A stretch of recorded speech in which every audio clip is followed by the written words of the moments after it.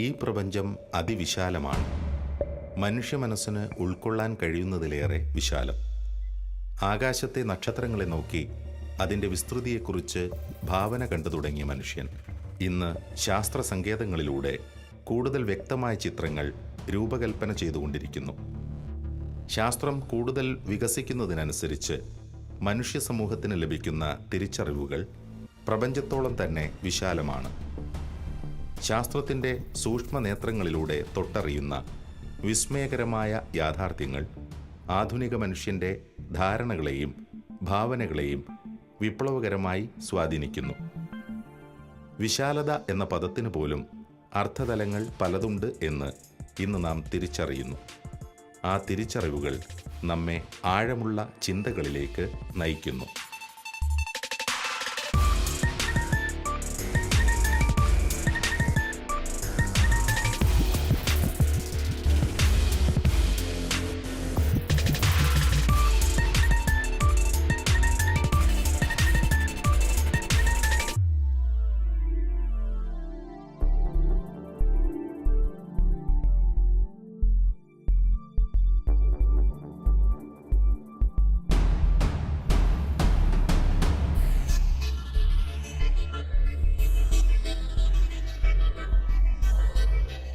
ശാസ്ത്രത്തിൻ്റെ പുരോഗതിയെക്കുറിച്ച് സാങ്കേതിക ജ്ഞാനം വിരളമായ സാധാരണക്കാർ പോലും അതിശയത്തോടെ ചർച്ച ചെയ്യുന്ന ചില ശാസ്ത്രീയ നേട്ടങ്ങളുണ്ട്. അത് സമീപകാലത്ത് സംഭവിച്ച വിവര സാങ്കേതിക വിദ്യയിലെ കുതിച്ചുചാട്ടമാണ്. കൈപ്പിടിയിലൊതുങ്ങുന്ന മൊബൈൽ ഫോണുകൾ വലിയ വിപ്ലവങ്ങൾ സൃഷ്ടിച്ചുകൊണ്ടിരിക്കുന്നു. ചില പതിറ്റാണ്ടുകൾക്ക് മുമ്പ് വരെ സ്വപ്നം പോലും കാണുവാൻ കഴിയുമായിരുന്നില്ലാത്ത എണ്ണമറ്റ സൗകര്യങ്ങളും സംവിധാനങ്ങളും വിരൽ തുമ്പിലെത്തിക്കുവാൻ മൊബൈൽ ഫോൺ എന്ന കൊച്ചുപകരണത്തിന് കഴിഞ്ഞിരിക്കുന്നു. വളരെ ചെറുതിൽ ഒരു ലോകത്തെ തന്നെ ഉൾക്കൊള്ളിക്കുവാൻ ശാസ്ത്രത്തിന് സാധ്യമാണ്. ഐതിഹാസികമായ ഒരു യാത്രയിലാണ് ശാസ്ത്രരംഗം.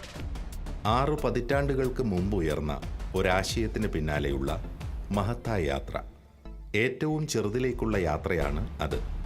പൂർണ്ണ ഫലപ്രാപ്തിയിലെത്തിയാൽ ഇന്ന് നാം കാണുന്ന സൂക്ഷ്മതയിലെ അത്ഭുതങ്ങൾ അവയ്ക്ക് മുന്നിൽ നിഷ്പ്രഭമായേക്കും. ഏറ്റവും സൂക്ഷ്മമായവ ഉപയോഗിച്ച് വലിയ ലക്ഷ്യങ്ങൾ നേടിയെടുക്കുവാൻ വികസിപ്പിക്കപ്പെട്ടുകൊണ്ടിരിക്കുന്ന ആ സാങ്കേതിക വിദ്യയാണ് nano technology. 1959 California institute of ടെക്നോളജിയിൽ അമേരിക്കൻ ഫിസിക്കൽ സൊസൈറ്റിയെ അഭിസംബോധന ചെയ്തുകൊണ്ട് പ്രമുഖ ക്വാണ്ടം ഭൗതിക ശാസ്ത്രജ്ഞനായ റിച്ചാർഡ് ഫെയ്ൻമാൻ ഒരു പ്രഭാഷണം നടത്തുകയാണ്. അവിടെ അദ്ദേഹം പറയുകയാണ്, there is plenty of space at the bottom. അതായത് അടിത്തട്ടിൽ ഇഷ്ടംപോലെ ഒരുപാട് സ്ഥലമുണ്ട് എന്ന് പറയും. അദ്ദേഹം വിഭാവനം ചെയ്യുന്ന അടിത്തട്ടെന്ന് പറയുന്നത് പദാർത്ഥത്തിൻ്റെ അടിത്തട്ടാണ്. അതായത് ഏറ്റവും മൈന്യൂട്ടസ്റ്റ് ലെവലിലേക്ക് പദാർത്ഥത്തെ വിഭജിച്ച് ചെന്ന് കഴിയുമ്പോൾ നമ്മൾ കണ്ടെത്തുന്ന ആറ്റത്തിനും അതിനും അപ്പുറത്തേക്ക് ചെല്ലുമ്പോൾ വല്ലാത്ത ഒരു ബൃഹത് പ്രപഞ്ചം തന്നെ അവിടെ അനാവരണം ചെയ്യുന്നത് അത്രേ എന്ന് പറയുന്നു. റിച്ചാർഡ് ഫെയ്ൻമാൻ്റെ ഈ പ്രസ്താവനയാണ് ഇന്ന് ശാസ്ത്രത്തിലെ ഒരു സുപ്രധാന മുന്നേറ്റമായ നാനോ ടെക്നോളജി, നാനോ സയൻസ് എന്ന പ്രസ്ഥാനത്തിന് തന്നെ ആരംഭം കുറിച്ചത് എന്ന് വേണമെങ്കിൽ കരുതാവുന്നതാണ്. ഫെയ്ൻമാൻ്റെ പ്രസ്താവന സൂചിപ്പിക്കുന്നത് പോലെ തന്നെ പദാർത്ഥത്തിൻ്റെ ഒത്തിരി അനന്ത സാധ്യതകൾ ഈ ആറ്റത്തിൻ്റെ തലത്തിലേക്ക് എത്തുമ്പോൾ പദാർത്ഥത്തെക്കുറിച്ച് നമ്മൾ മനസ്സിലാക്കിയെടുക്കുകയാണ്. ഈ പദാർത്ഥത്തിൻ്റെ വിസ്മയങ്ങളും സാധ്യതകളും തിരിച്ചറിഞ്ഞ് അതിനെ കൺട്രോൾ ചെയ്യുന്ന സാങ്കേതിക വിദ്യയെ പ്രയോജനപ്രദമായ രീതിയിൽ സാങ്കേതിക വിദ്യയായിട്ട് വളർത്തിയെടുക്കുവാനുള്ള പരിശ്രമത്തെയാണ് നമ്മൾ നാനോ ടെക്നോളജി എന്ന് പറയുന്നത്. ഇന്ന് ഒത്തിരി അന്താരാഷ്ട്ര സംരംഭങ്ങൾ ഹ്യൂജ് എമൗണ്ട് ഈ നാനോ ടെക്നോളജി ഗവേഷണങ്ങൾക്ക് വേണ്ടി ചെലവഴിക്കുന്നുണ്ട്. അതോടൊപ്പം തന്നെ അവയുടെ ധാർമ്മികവും നിയമപരവും സാമൂഹികവുമായ പ്രത്യാഘാതങ്ങളെക്കുറിച്ച് പഠിക്കുന്നതിനും ഒരുപാട് തുക ഇന്ന് സർക്കാരുകൾ ചെലവഴിക്കുന്നുണ്ട്. അതുതന്നെ സൂചിപ്പിക്കുന്നത് ഒത്തിരിയേറെ നൈയാമിക, ധാർമ്മിക, ദാർശനിക പ്രശ്നങ്ങൾ പേറുന്നവയാണ് നാനോ ടെക്നോളജി ഗവേഷണ മേഖല എന്നുള്ളതാണ്. ഇന്നത്തെ നമ്മുടെ ലൈറ്റ് ഓഫ് ട്രൂത്തിൻ്റെ എപ്പിസോഡിൽ നമ്മൾ ചർച്ചാ വിഷയമാക്കുന്നത് നാനോ ടെക്നോളജിയും അതിൻ്റെ ധാർമ്മിക, താത്വിക വശങ്ങളുമൊക്കെ ആയിരിക്കും.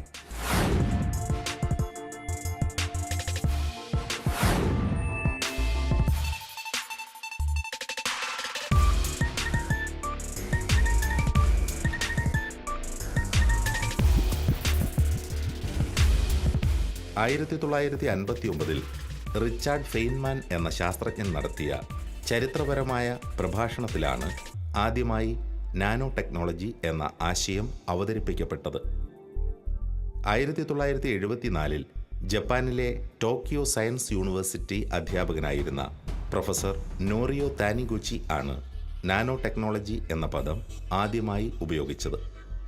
1984 എറിക് ഡ്രക്സ്ലർ മോളിക്കുലാർ നാനോ ടെക്നോളജിയുടെ വിവിധ വശങ്ങളെക്കുറിച്ച് പ്രസിദ്ധപ്പെടുത്തിയ ഒരു പ്രബന്ധം നാനോ ടെക്നോളജിയുടെ പിന്നീടുള്ള വളർച്ചയെ നിർണായകമായി സ്വാധീനിച്ചു.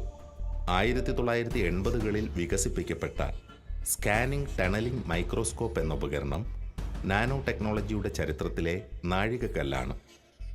അതിസൂക്ഷ്മ കണികകളെ തിരിച്ചറിയാൻ ഈ ഉപകരണം സഹായിച്ചു.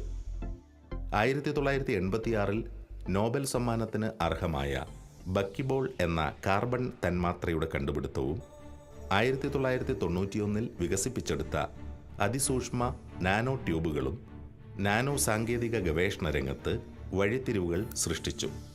ഇലക്ട്രോണിക്സ്, വൈദ്യശാസ്ത്രം, ഓട്ടോമൊബൈൽ, കെട്ടിട നിർമ്മാണം, കൃഷി, ഊർജം എന്നിങ്ങനെ നിരവധി സാങ്കേതിക രംഗങ്ങളുമായി ബന്ധപ്പെട്ട എണ്ണമറ്റ ഗവേഷണങ്ങളിലാണ് ഇന്ന് ഒട്ടേറെ ശാസ്ത്രജ്ഞർ. നാളത്തെ ലോകത്തിൻ്റെ മുഖച്ഛായയെ നിർണ്ണയിക്കാൻ പര്യാപ്തമാണ് നാനോ സാങ്കേതികതയുമായി ബന്ധപ്പെട്ട അനന്ത സാധ്യതകൾ. നാനോ ടെക്നോളജിയിലെ നാനോ എന്നുള്ള വാക്ക് വരുന്നത് ഗ്രീക്ക് വാക്കായ നാനോസിൽ നിന്നാണ്. നാനോസ് എന്ന് പറഞ്ഞാൽ ഡ്വാർഫ് അല്ലെങ്കിൽ കുള്ളൻ എന്നാണ് അർത്ഥം. നാനോമീറ്റർ സ്കെയിലിലുള്ള ഒബ്ജക്ട്സിനെ മാനിപ്പുലേറ്റ് ചെയ്യുന്ന ടെക്നോളജിയാണ് നാനോമീറ്റർ. എന്താണ് നാനോമീറ്റർ സ്കെയിൽ? നാനോമീറ്റർ സ്കെയിൽ എന്ന് പറഞ്ഞു കഴിഞ്ഞാൽ ഇങ്ങനെ നമുക്ക് മനസ്സിലാക്കാം. ഒരു മീറ്ററിൻ്റെ 1000-1 ഒരു മില്ലിമീറ്റർ. ഒരു മില്ലിമീറ്ററിൻ്റെ 1000-1 ഒരു മൈക്രോമീറ്റർ. ഒരു മൈക്രോമീറ്ററിൻ്റെ 1000-1 നാനോമീറ്റർ. ഒരു നാനോമീറ്റർ എത്ര ചെറുതാണ് ഊഹിക്കാവുന്നതേ ഉള്ളൂ. ഒരു ആറ്റത്തിൻ്റെ സൈസ് സാധാരണ 0.1 നാനോമീറ്റർ മുതൽ 0.53 സീഷ്യം, അതാണ് ഏറ്റവും വലിയ ആറ്റം. ആ സൈസിലാണ്. അതുകൊണ്ട് ആറ്റമിക് സ്കെയിലിൽ ഒബ്ജക്ട്സിനെ മാനിപ്പുലേറ്റ് ചെയ്യുന്ന ടെക്നോളജിയാണ് നാനോ ടെക്നോളജി. പ്രധാനമായിട്ടും നമ്മൾ ഈ സയൻറ്റിഫിക് വേൾഡിൽ മൈക്രോ ലെവൽ, മാക്രോ ലെവൽ എന്ന് നമ്മൾ പറയും. അപ്പോൾ മൈക്രോ ലെവലിലാണ് ഇത്രയും നാളത്തെ നമ്മുടെ റിസർച്ചുകളൊക്കെ നടന്നുകൊണ്ടിരുന്നത്. അപ്പോൾ അതിൽ നിന്ന് ഒരുപടിയും കൂടെ ചെറുതായിട്ട് ചിന്തിക്കുന്ന, അല്ലെങ്കിൽ അതിൽ നിന്ന് ഒരുപടിയും കൂടെ ഇറങ്ങി വന്ന് ചിന്തിക്കുന്ന രീതിയാണ് നാനോ ടെക്നോളജി എന്ന് പറയുന്നത്. ഇപ്പോൾ 10⁻⁹ മീറ്റർ. അപ്പോൾ അതാണ് നാനോ സ്കെയിൽ എന്ന് പറയുന്നത്. അപ്പോൾ നമ്മുടെ ഒരു മുടിനാര് ഇഴയെടുത്ത് കഴിഞ്ഞാൽ അത് ഈ ഏകദേശം 25,000 നാനോമീറ്റർ ആയിരിക്കും അതിൻ്റെ സൈസ്. അപ്പോൾ നമുക്കതിൻ്റെ ഇത് ഇമാജിൻ ചെയ്യാൻ വേണ്ടി പറ്റും. അപ്പോൾ അത്രയ്ക്ക് ചെറിയതായിട്ടുള്ള ഡയമെൻഷനിലോട്ട് നമ്മൾ ഇറങ്ങി വന്ന് ആ ടെക്നോളജി നമ്മൾ യൂസ് ചെയ്ത് ഉപയോഗിക്കും. അതാണ് നാനോ ടെക്നോളജി എന്ന് പറയുന്നത്. നാനോ ടെക്നോളജി എന്ന വാക്ക് കോയിൻ ചെയ്തത് നോറിയോ ടാനിഗൂച്ചി എന്ന് പറഞ്ഞ ഒരു ജാപ്പനീസ് ശാസ്ത്രജ്ഞനാണ്. 1974. അന്ന് അദ്ദേഹം പറഞ്ഞത് ആറ്റോമിക് സ്കെയിലിൽ ഒബ്ജക്ട്സ് മാനിപ്പുലേറ്റ് ചെയ്യുന്ന ടെക്നോളജിയാണ് നാനോ ടെക്നോളജി എന്നാണ്. പിന്നീട് 80കളിൽ അറ്റോമിക് ഫോഴ്സ് മൈക്രോസ്കോപ്പിയും സ്കാനിംഗ് ടണൽ മൈക്രോസ്കോപ്പിയും വന്നതോടുകൂടിയാണ് നാനോ ടെക്നോളജി വികസിച്ചത്. 90കളിൽ carbon nano tube 1991 carbon nano tube കണ്ടുപിടിച്ചു. അതുപോലെ തന്നെ റിച്ചർഡ് സ്മോളി, ബക്മിനിസ്റ്റർ ഫുള്ളറിൻ എന്ന് പറഞ്ഞ കാർബൺ വെച്ചുള്ള ഒരു ഫുട്ബോൾ സൈസിലോ ഫുട്ബോൾ പോലെ ഷേപ്പുള്ള ഒരു മോളിക്യൂൾ അത് സിന്തസൈസ് ചെയ്തു. അങ്ങനെ നാനോ ടെക്നോളജി വളരെ ഡെവലപ്പ് ചെയ്ത് വന്നു. 90കളിലും 2000-ന്റെ തുടക്കം മുതലാണ് നാനോ ടെക്നോളജി എല്ലായിടത്തും പോപ്പുലർ ആവാനായിട്ട് തുടങ്ങിയത്. ഇന്ന് ശാസ്ത്രലോകവും ആധുനിക മനുഷ്യ സമൂഹവും ഏറ്റവുമധികം പ്രതീക്ഷയോടെയും ആകാംക്ഷയോടെയും ഉറ്റുനോക്കുന്ന ഒരു സാങ്കേതിക രംഗമാണ് നാനോ ടെക്നോളജിയുടേത്. 6 പതിറ്റാണ്ടുകൾ നീണ്ട ഗവേഷണങ്ങൾക്കൊടുവിൽ ഇന്ന് നിരവധി ശാസ്ത്രജ്ഞർ വ്യക്തമായ അനവധി നേട്ടങ്ങൾ കരസ്ഥമാക്കി കഴിഞ്ഞിരിക്കുന്നു. പൂർണ്ണമായ അർത്ഥത്തിൽ നാനോ ടെക്നോളജി മുന്നിൽ കണ്ട വലിയ ലക്ഷ്യങ്ങൾ പൊതുസമൂഹത്തിന് കൈപ്പിടിയിൽ ഒതുക്കാനായിട്ടില്ല എങ്കിലും നാനോ സാങ്കേതിക വിദ്യയുടെ പിന്തുണയോടെ എടുത്തുപറയത്തക്കതായ ചില നേട്ടങ്ങൾ ഇലക്ട്രോണിക്സ് ഉൾപ്പെടെയുള്ള വിവിധ ശാസ്ത്രശാഖകൾ ആർജിച്ചു കഴിഞ്ഞിരിക്കുന്നു. കഴിഞ്ഞ കാലങ്ങളിൽ നിരവധി ശാസ്ത്രജ്ഞർ സ്വപ്നം കണ്ട ഒട്ടേറെ വലിയ നേട്ടങ്ങൾ സാധ്യമാണ് എന്ന പൂർണ്ണ ആത്മവിശ്വാസത്തിലാണ് നാനോ സാങ്കേതിക വിദഗ്ധർ തങ്ങളുടെ ഗവേഷണങ്ങളിൽ മുന്നേറുന്നത്. റിച്ചർഡ് ഫെയ്ൻമാൻ ആണ് നാനോ ടെക്നോളജിയുടെ ഒരു ഫാദർ എന്ന് വേണം പറയാം. കാരണം 1959 അദ്ദേഹം ഒരു നാനോ ടെക്നോളജി എൻവിഷൻ ചെയ്തു. പല ചലഞ്ചസും അദ്ദേഹം അന്ന് മുന്നോട്ട് വെച്ചു. അതിലൊരു ചലഞ്ചാണ് ഒരു പിന്നിൻ്റെ മുകളിൽ 24 വോളിയമുള്ള എൻസൈക്ലോപീഡിയ ബ്രിട്ടാനിക്ക എഴുതാൻ പറ്റുമോ എന്നുള്ള ചോദ്യം അദ്ദേഹം ഒരു $1000 ചലഞ്ചായിട്ട് വെച്ചു. കൂടാതെ ഒരു ഇഞ്ചിൻ്റെ 1/64 ഇഞ്ച് സൈസിലൊരു മോട്ടർ ഉണ്ടാക്കാൻ പറ്റുമോ, അതൊരു ചലഞ്ച് വെച്ചു. അതുപോലെ പല ചലഞ്ചുകൾ അദ്ദേഹം അന്ന് പ്രപ്പോസ് ചെയ്ത് പിന്നീട് പിൽക്കാലത്ത് ഓരോരോ ചലഞ്ചുകളും എല്ലാവരും അത് പൂർത്തിയാക്കി സമ്മാനം മേടിച്ചെടുക്കുകയുണ്ടായി.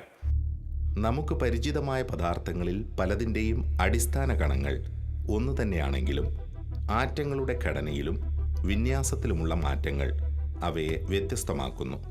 അടിസ്ഥാന കണങ്ങളുടെ ഘടനയിൽ മാറ്റം വരുത്തിയാൽ വസ്തുക്കളുടെ സ്വഭാവത്തിലും മാറ്റം വരുത്താം എന്നുള്ളതാണ് നാനോ ടെക്നോളജിയുടെ അടിസ്ഥാന തത്വങ്ങളിലൊന്ന്. ഇത്തരത്തിൽ ഏറ്റവും ചെറിയ ഘടകങ്ങളെ പുതിയ രീതിയിൽ സംയോജിപ്പിച്ച് ആവശ്യമായ ഗുണങ്ങളുള്ള പുതിയ പദാർത്ഥത്തെ ഉണ്ടാക്കുകയും സൂക്ഷ്മമായി ഉപയോഗിക്കുകയുമാണ് നാനോ ടെക്നോളജി ചെയ്യുന്നത്. നാനോ സ്കെയിലിൽ രൂപകൽപ്പന ചെയ്യപ്പെടുന്ന ഒരു ഉപകരണം അവിശ്വസനീയമാം വിധം അതിസൂക്ഷ്മമായിരിക്കും. മാത്രമല്ല ഒട്ടേറെ സവിശേഷ ഗുണങ്ങൾ ഇവയ്ക്കുണ്ടായിരിക്കും. ഇലക്ട്രോണിക്സ് സാങ്കേതിക വിദ്യയിൽ ഇക്കാലത്ത് സംഭവിച്ചുകൊണ്ടിരിക്കുന്ന മാറ്റങ്ങൾ നാനോ ടെക്നോളജി ലക്ഷ്യം വയ്ക്കുന്ന വലിയ നേട്ടങ്ങൾക്ക് മാതൃകയായി കാണാവുന്നതാണ്.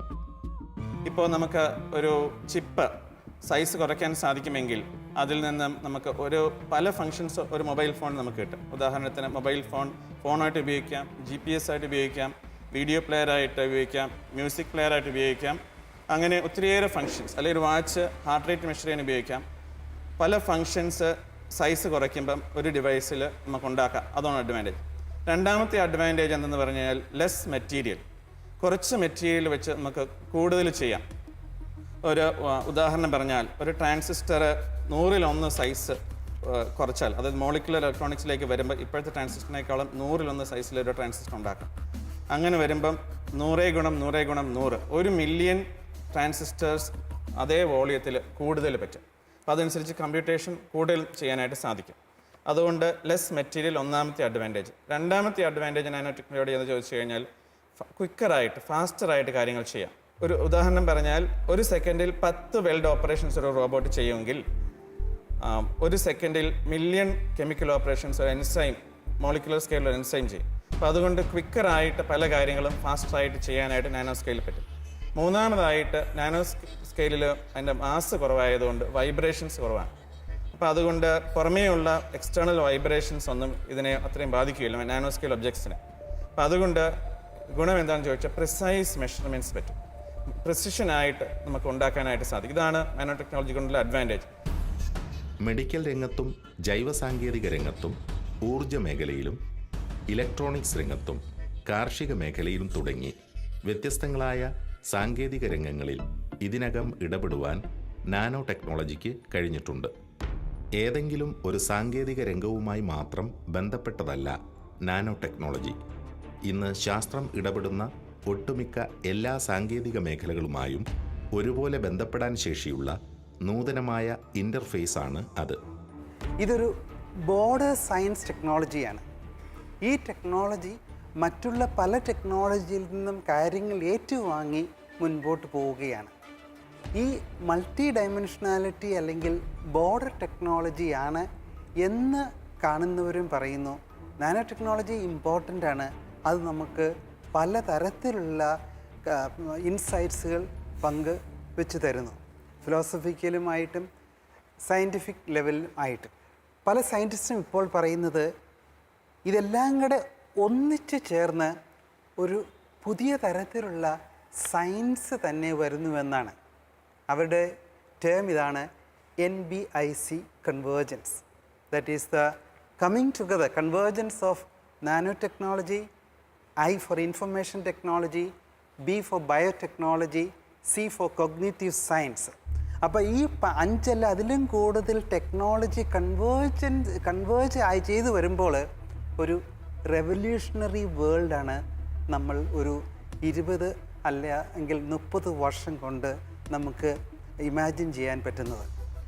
ആ റെവല്യൂഷണറി വേൾഡ് ഉദാഹരണമായിട്ട് നമ്മളുടെ വെർച്വൽ വേൾഡ് പോലെയോ നമ്മളുടെ ഇമാജിനറി വേൾഡ് പോലെയോ ഒരു പുതിയ തരത്തിലുള്ള എക്സ്പീരിയൻസ് മനുഷ്യർക്ക് മനുഷ്യർക്ക് തരുന്നു.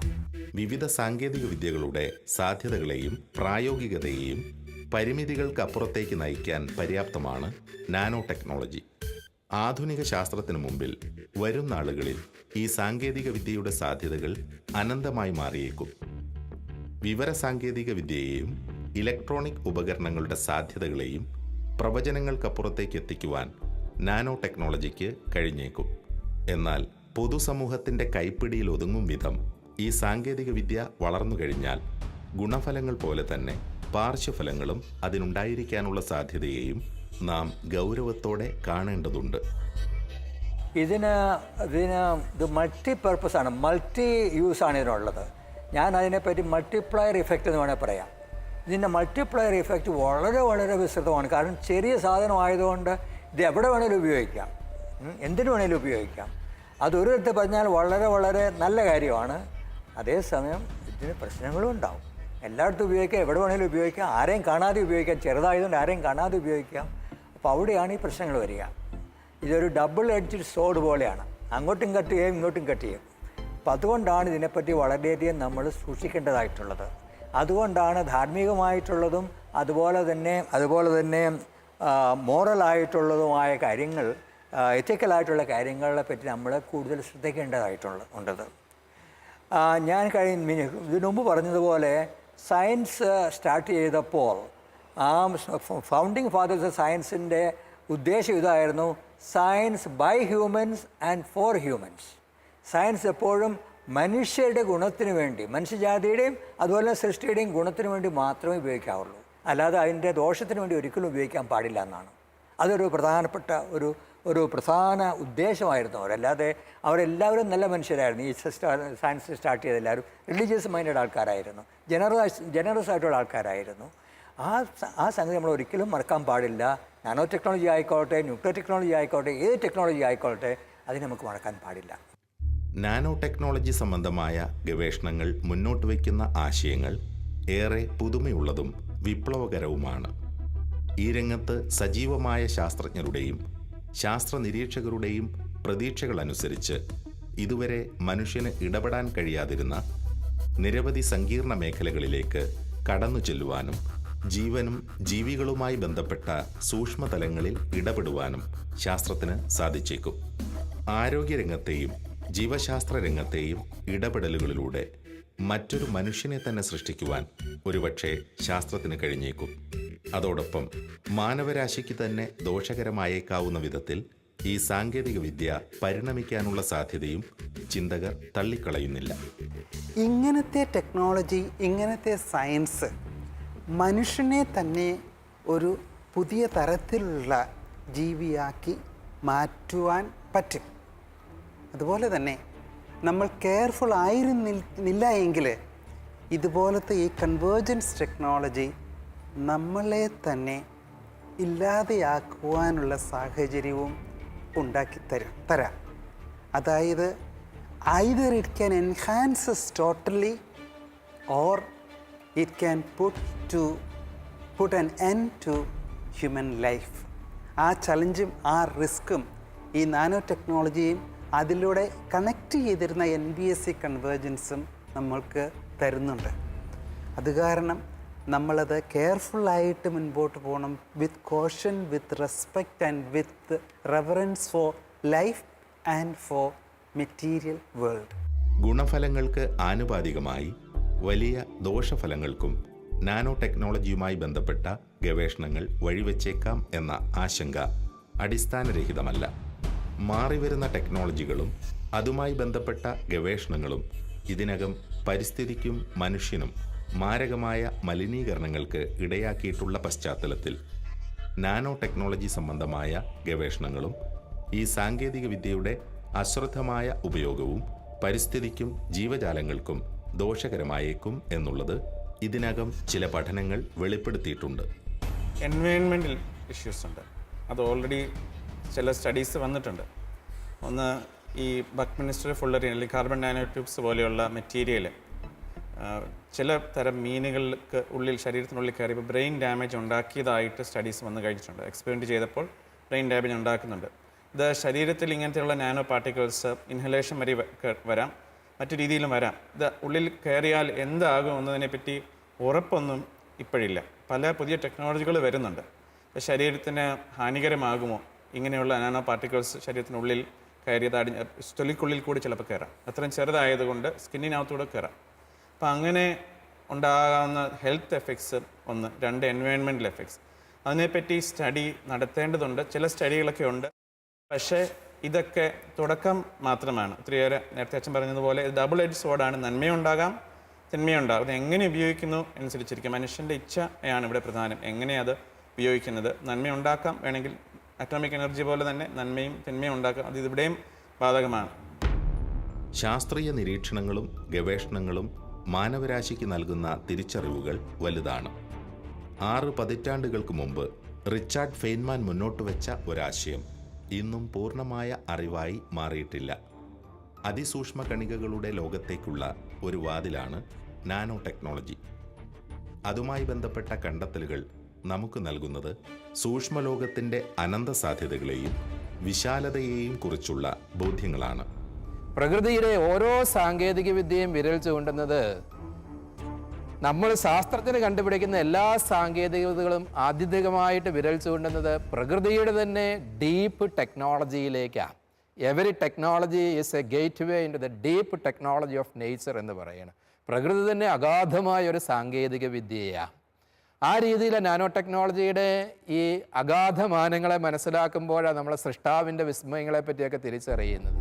നമ്മൾ പലപ്പോഴും പുതിയ കണ്ടുപിടുത്തങ്ങൾ നടത്തുന്ന ശാസ്ത്രജ്ഞന്മാരെ നൊബേൽ പ്രൈസ് ഒക്കെ കൊടുത്ത് അംഗീകരിക്കും. പക്ഷേ അവിടെയും നമ്മൾ കാണാതെ പോകുന്നത് ഈ പ്രകൃതിയുടെ അഗാധ തൃഷ്ണയാണ്, അഗാധ പ്രജ്ഞയാണ്. ഈ പ്രകൃതിയുടെ സാങ്കേതിക വിദ്യയിൽ അനാവരണം ചെയ്യുന്നത് അതിൻ്റെ സൃഷ്ടാവിൻ്റെ തന്നെ അതിബുദ്ധിയോ അതിപ്രജ്ഞയോ ഒക്കെയാണ് എന്ന് നമുക്ക് ദാർശനികമായ ഒരു നിഗമനത്തിൽ എത്തിച്ചേരുന്നതിൽ തെറ്റില്ല എന്ന് തോന്നുകയാണ്. ആ രീതിയിൽ നാനോ ടെക്നോളജിയും വിരൽ ചൂണ്ടുന്നത് ആത്യന്തികമായിട്ട് പ്രകൃതിയിൽ സന്നിഹിതമായിരിക്കുന്ന അതിബുദ്ധിയുടെ സാന്നിധ്യം തന്നെയാണ്, അതിൻ്റെ അപരിമേയത്വവും അനന്തതയും തന്നെയാണ് എന്ന് ചിന്തിക്കേണ്ടതാണ് എന്ന് തോന്നുന്നു.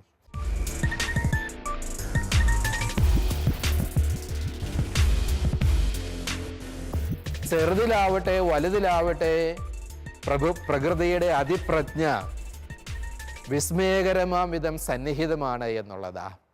Every particle of dust therefore is burning with the fire of God, ഷർദാൻ്റെ ലാംഗ്വേജ് ഉപയോഗിച്ച് പറഞ്ഞു കഴിഞ്ഞാൽ. അത്തരത്തിലുള്ള ദാർശനികവും ദൈവശാസ്ത്രപരവുമായ ആഴമേറിയ ദർശനങ്ങളുടെ ആകാശങ്ങളും ഒരുപോലെ തന്നെ ശാസ്ത്രം നമ്മുടെ മുന്നിൽ അനാവരണം ചെയ്യുന്ന നാനോ ടെക്നോളജിയെ പറ്റിയുള്ള കാഴ്ചപ്പാടുകളിൽ അന്തർലീനമാണ് എന്നുള്ളത് നമ്മൾ മനസ്സിലാക്കേണ്ടിയിരിക്കുന്നു. പ്രകൃതിയിൽ മനുഷ്യൻ തിരിച്ചറിയുന്ന സാധ്യതകൾ സൃഷ്ടിയുടെ മഹനീയതയിലേക്ക് അനന്തമായി നീളുന്ന വാതിലാണ്. സാങ്കേതിക രംഗത്തെ വളർച്ചയേക്കാൾ ഉപരിയാണ് ഇത്തരം തിരിച്ചറിവുകൾ. ഒരേ സമയം ഭൗതികമായും ബൗദ്ധികമായും ആത്മീയമായും നമ്മെ വളർത്താൻ പര്യാപ്തമാണ് ഈ സാങ്കേതിക വിദ്യകളും ശാസ്ത്രീയ നേട്ടങ്ങളും. ശാസ്ത്രത്തിൻ്റെ കണ്ടെത്തലുകളിലൂടെയുള്ള നമ്മുടെ യാത്ര തുടരുന്നു. ലൈറ്റ് ഓഫ് ട്രൂത്ത് എന്ന ഈ ശാസ്ത്ര മതസംവാദ പരമ്പരയുടെ കഴിഞ്ഞ എപ്പിസോഡുകൾ യൂട്യൂബിൽ ലഭ്യമാണ്. ഈ ഡോക്യുമെൻ്ററി പരമ്പരയെക്കുറിച്ചുള്ള നിങ്ങളുടെ വിലയേറിയ അഭിപ്രായങ്ങളും നിർദ്ദേശങ്ങളും വാട്സപ്പ് വഴി ഞങ്ങളെ അറിയിക്കാവുന്നതാണ്. WhatsApp number 9745901960.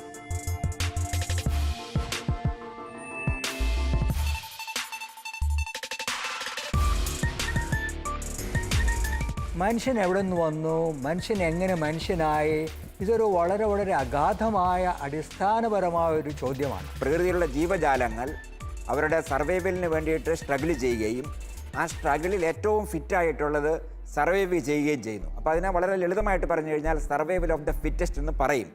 Andrew Dixon white എന്ന ചിന്തകൻ പറയുന്നത് പരിണാമ സിദ്ധാന്തത്തിൻ്റെ കാഴ്ചപ്പാടിൽ നോക്കിയാൽ മതവിശ്വാസത്തെ സംബന്ധിച്ചിടത്തോളം ഒരു ഉറുമ്പിൻ കൂട്ടത്തിലേക്ക് വലിയൊരു കലപ്പയുമായിട്ട് ചെന്ന് കഴിഞ്ഞാൽ അതെങ്ങനെയിരിക്കും, അതുപോലെയുള്ള ഒരു ദ്രോഹമാ പരിണാമ സിദ്ധാന്തം വിശ്വാസത്തിന് കൊണ്ടുവന്നിരിക്കുന്നത് എന്ന.